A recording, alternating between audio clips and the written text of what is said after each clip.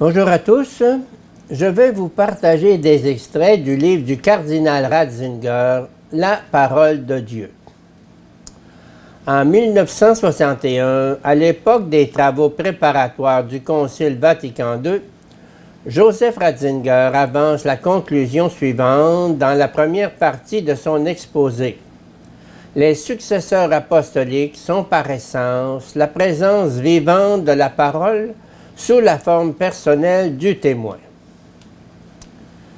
L'exégèse au cœur des débats, où en est-on? Dans l'histoire de l'Antéchrist de Vladimir Soloviev, l'antagoniste apocalyptique du Sauveur se présente fièrement comme docteur en théologie de la faculté de Tübingen et auteur d'un ouvrage exégétique salué par les spécialistes et considéré comme révolutionnaire. L'Antéchrist comme exégète reconnu. Grâce à ce paradoxe, Soloviev a mis en lumière, il y a près d'un siècle, le caractère à double tranchant des analyses bibliques modernes.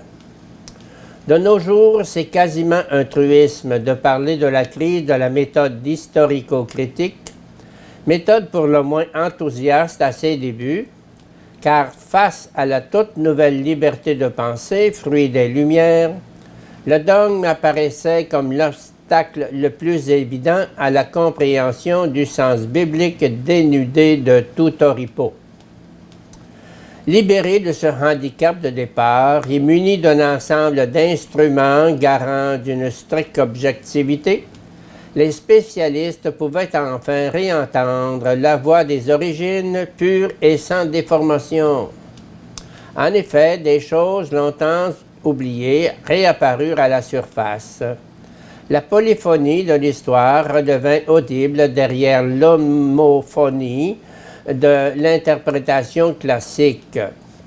Comme le facteur humain de l'histoire sainte ressortait avec une plasticité de plus en plus manifeste, l'action divine, elle aussi, apparaissait à la fois de plus en plus grande et de plus en plus proche. Mais peu à peu, l'image se brouille. Les hypothèses se multipliaient, se remplaçant l'une l'autre et formant progressivement une palissade qui empêchait le non-initié d'accéder à la Bible.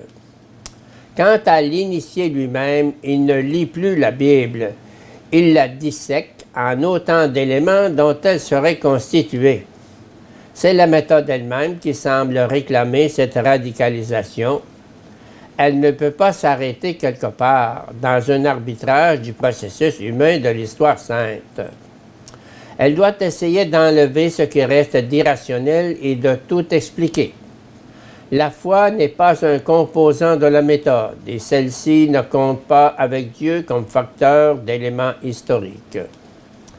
Elle doit essayer de dissocier les fils de telle sorte que l'on ne retienne en fin de compte que le réellement historique, c'est-à-dire uniquement la dimension humaine des événements, et que l'on puisse expliquer par ailleurs comment l'idée divine a ensuite été mêlée à tout cela.